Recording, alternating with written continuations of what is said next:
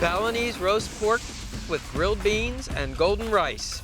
Pit roasted pork in the style of the Yucatan. This one explodes with flavor. And a South Carolina pulled pork with mustard sauce. This is what barbecue is all about. It's a pitmaster's dream come true. Pork shoulder roasted to smoky perfection. I'm Raichlen, and from the beautiful Tubac Golf Resort near Tucson, Arizona, it's time to fire up the smoker.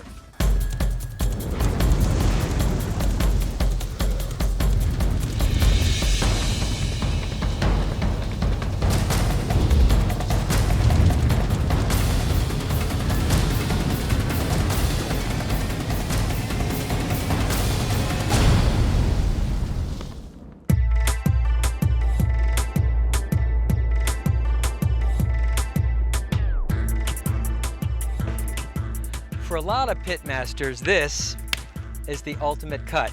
In the American South, barbecue means just one thing: pork shoulder smoke roasted to fork tender perfection. But pitmasters all over the world love this crusty, well-marbled cut of meat. And today I'm going to show you how they cook pork shoulder in the Carolinas, in the Yucatan, and even Balinese style. No ifs, ands, or pork butts about it. In North Carolina, the meat is shredded and mixed with a thin vinegar sauce. In South Carolina, the meat is either shredded or thinly sliced and mixed with a mustard sauce. First, the Carolina version. And as you might imagine, it all begins with a rub. Start with powdered mustard, salt,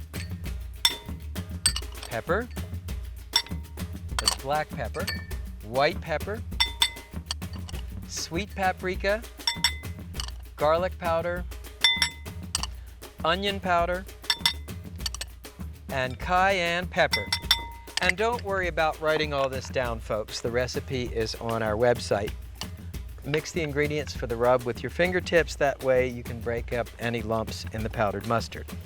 Now, sprinkle the pork shoulder with the mustard rub and rub it into the meat.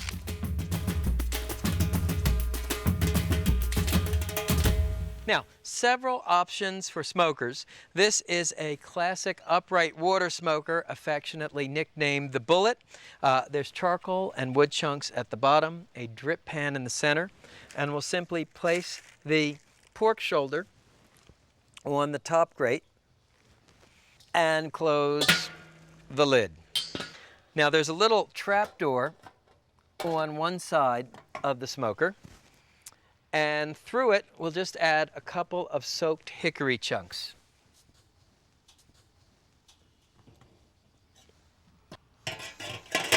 Then close this little trap door. Okay, the next step is to make the mop sauce. Starts with distilled white vinegar, Dijon style or ballpark style mustard, salt, black pepper, and water. The mop sauce is applied to the pork during cooking to keep it moist and add an extra layer of flavor. It's called a mop sauce because it's applied with one of these. If you visit a busy barbecue joint in the Carolinas, they actually use a clean floor mop to swab a couple dozen pork shoulders. I've got a couple of pork shoulders smoking right now, and this one is about halfway through the process. It's been in the smoker for 3 hours.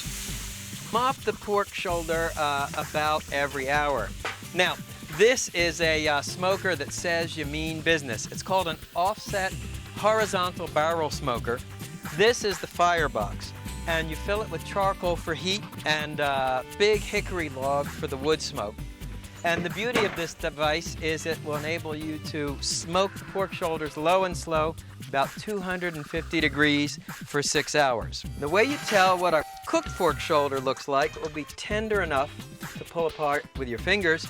You can always use an instant read meat thermometer, and you want to cook the pork to about 190 degrees.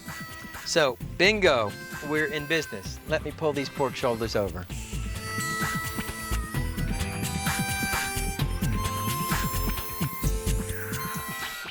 Oh man, this is barbecue paradise.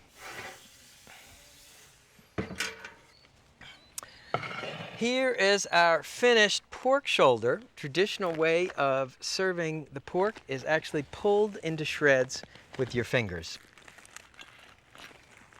Do you see this? This is called the smoke ring. It's a chemical reaction that takes place when you expose meat to smoke in a low temperature cooking environment. And this is the red badge of honor among pitmasters. It shows that you've nailed the pork. Now simply tear the pork into shreds and look how tender and juicy this is. If I squeeze it, it almost squirts.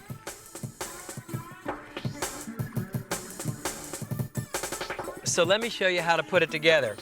You take a hamburger bun and you fill it with our pulled pork.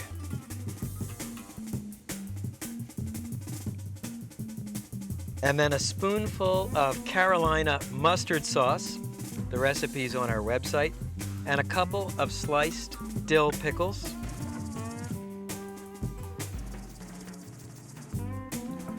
Now that's a sandwich you can shoulder up to. You have the smoky pork, the sour pickle, the tangy mustard sauce. This is what barbecue is all about.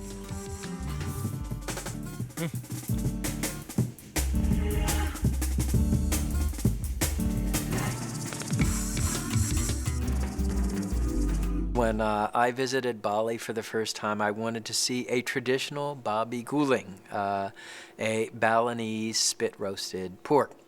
And a pit master took me up on it. He had me wake up at 4 o'clock in the morning. We went to a farm. We selected the pig. And then as a great honor for this American journalist, he put the knife in my hand and let me do the deed. In a country obsessed by barbecue, babi guling is a national treasure. This spit-roasted pork from the island of Bali is enough to make any Indonesian's mouth water.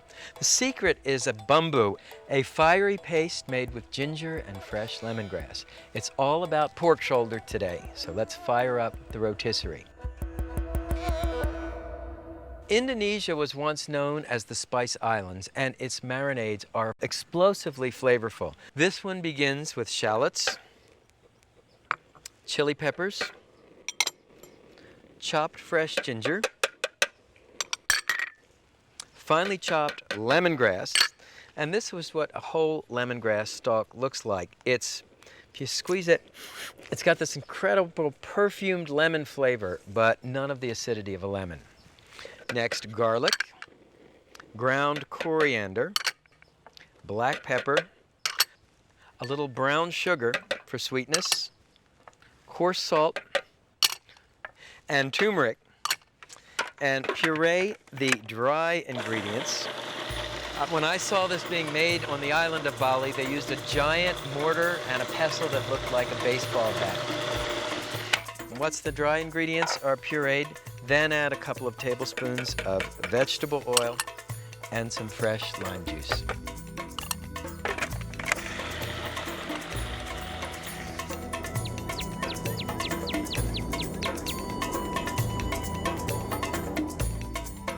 One of the things that makes this spice paste unique is that you fry it before applying it to the meat.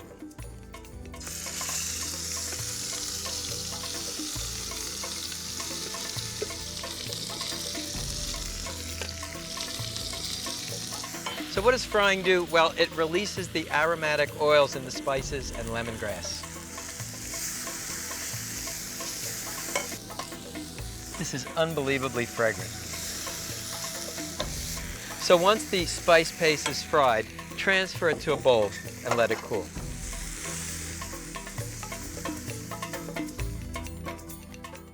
This is a boneless pork shoulder, weighs about 4 pounds, and the next thing you do is butterfly it. Using a chef's knife, come in through the side and cut it in half almost to the other edge. Then open it up like a book, and in each half make a cut this way. The idea is to maximize the amount of surface area of the meat exposed to the spice paste. Okay, so once the meat is butterflied, take half the spice paste and spread it inside the pork roast.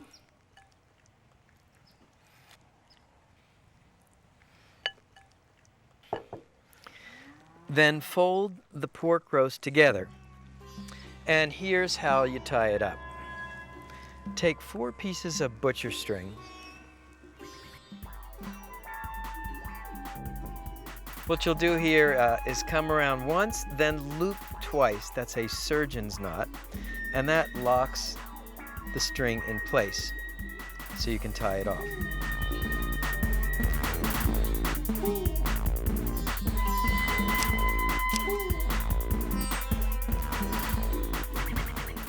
Spread the remaining bamboo on the outside of the roast. Now, you can cook the roast right away, but of course it will be more flavorful if you let it marinate in the refrigerator for 4 to 6 hours or even overnight. Okay, let's take a look at the grill.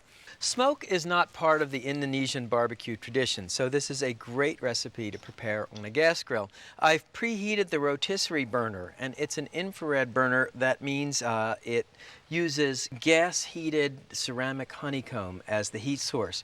And if you want to speed the process up, you can light the outside burners, so you cook both by the radiant heat of the rotisserie burner and by indirect grilling. Okay, for the turn spit now, always remember to put the first set of prongs in place. And then we'll skewer the pork roast, and you want to snug it down on these prongs. Then grab the second set of prongs and use them to tightly secure the roast. Tighten that up. Okay. Finally, insert the end of the spit in the rotisserie motor and the other end in the junction. And remember to place a couple of aluminum foil drip pans under the roast before you turn on the motor. Okay, cooking time will be about an hour to an hour and 15 minutes.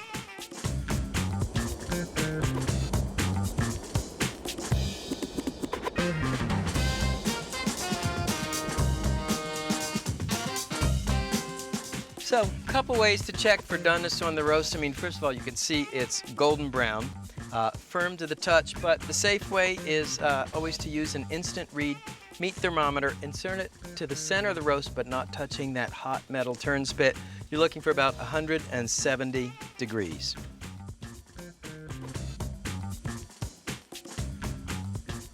So, take off your babi gulik, unscrew the tines,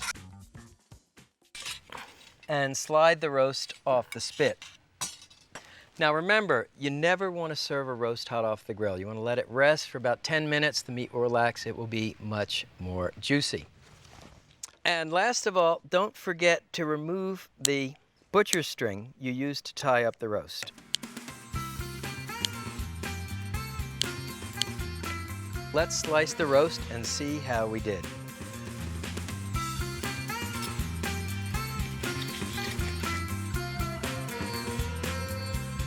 Look how succulent this roast is. You squeeze it and it actually oozes. The lemongrass, the ginger, it's incredibly fragrant.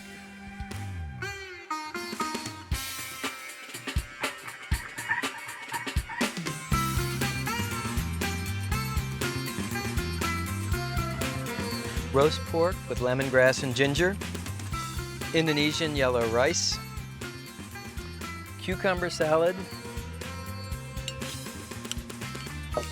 and sesame grilled beans.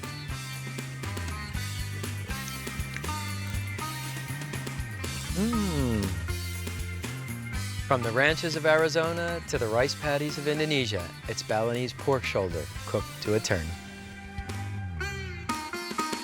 So I experienced my first cochinita pibil on the day of the Virgin of Guadalupe, a national religious holiday in Mexico that is celebrated with firecrackers and gunfire all around. And I had arranged to meet a master of cochinita pibil in a tiny village outside of Campeche on the western coast of the Yucatan Peninsula. The Mexican version of pulled pork is cochinita pibil.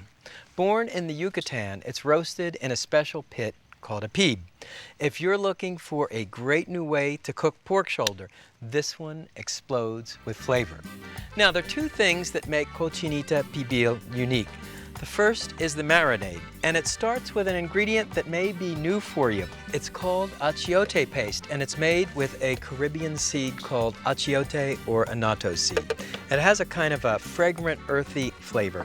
Now next, some garlic cloves, which I roasted at a previous grill session. And look, if you skewer them on a toothpick or small bamboo skewer, you won't lose them through the bars of the grate. Then some onion that has been roasted the same way. Just cut each piece in half so it will puree more evenly.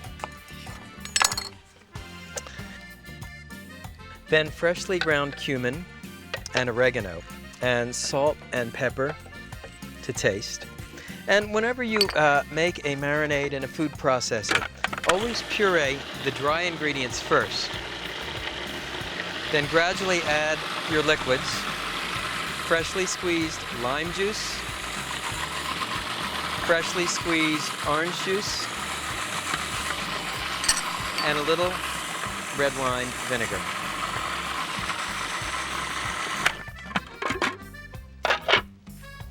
With the tip of a knife, poke a series of holes about a ½ inch deep on all sides of the pork shoulder. You do this so when you add the marinade, it will penetrate into the meat. Spread half the achiote paste on the bottom and place the pork shoulder on top. Then spread the remaining achiote marinade on top of the pork. And you can just force a little marinade into each of those holes. The cochinita pibil will taste great if you marinate it for 4 hours, and even better if you marinate it overnight. Today we're cooking the cochinita pibil in a charcoal grill. And just to refresh your memory, we're using lump charcoal, light it in a chimney starter, and at the bottom you can put either a crumpled newspaper or these paraffin fire starters. It takes about 20 minutes for the coals to light. Again, the beauty of the chimney starter is that it lights uniformly. We'll set up the grill for classic indirect grilling. What the heck's that mean? Well, dump the coals out into 2 mounds at opposite sides of the grill. One here. And this handle helps you guide your charcoal. Place 2 aluminum foil drip pans in the center of the grill to catch the drippings from the pork. Put the grill grate in place. And now the really cool part. Remember, I told you there were 2 things that made cochinita pibil so distinctive. The first is the marinade, and the second is the fact that it's cooked in banana leaves. The banana leaves really do impart a unique flavor of their own. Fat side of the pork shoulder ultimately wants to be up, so we'll turn it upside down now. Because I'm going to turn this over, and then if we have any extra marinade, we can just smear it on top. Pull 1 banana leaf over, and the second folded this way, then a banana leaf on top here, and a banana leaf on top here. And you can just sort of pin this shut with a couple of long toothpicks or bamboo skewers. Okay, so in indirect grilling, the coals, the heat source on the outside, the pork roast goes in the center. I'm not going to bother to put wood chips or chunks on the coals. This recipe is really about the flavor of the achiote marinade and the banana leaves. So finally, to finish up, the lid goes on top. and we open the vent holes for maximum air circulation. You want to cook the pork at about 350 degrees. Cooking time, 2.5 hours, and we'll take the pork up to 190 degrees. Meanwhile, let me show you the traditional salsa that you serve with cochinita pibil. The salsa is called xnipec, literally dog snout salsa, perhaps because of its fiery bite. The active ingredient is the habanero chili, which is 50 times hotter than a jalapeno. To 1 finely chopped fresh tomato, add as much habanero chili as you can bear, then chopped fresh cilantro, diced sweet white onion, and lime juice and fresh orange juice. You'll see me use this combination a lot. The reason is that traditionally this salsa would be made with something called naranja agria, a sour orange, and its flavor is very similar to a mixture of orange juice and lime juice. You may not be able to find sour orange in your area, but you can always find oranges and limes. Wow, and that is a hottie.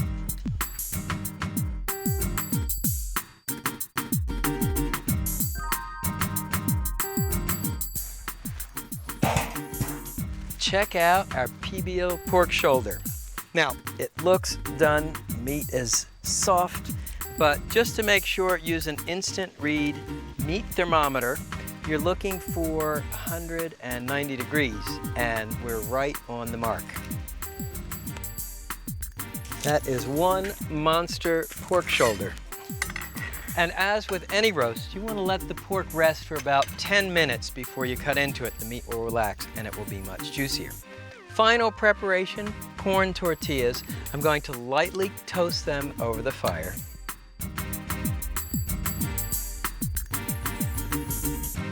How's that look? And I like to serve it right in the banana leaves. Let me show you how to eat this baby. Just cut off a chunk here.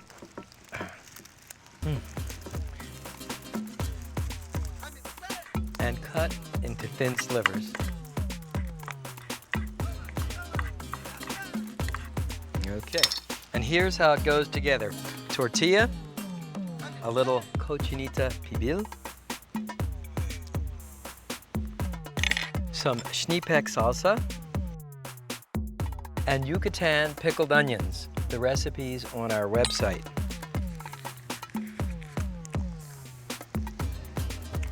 Man, this is outrageous. So, smoky Carolina style pulled pork, sizzling Balinese babiguli on a spit, fiery cochinita pibil from the Yucatan. It's pork shoulder from around the world. See you next time.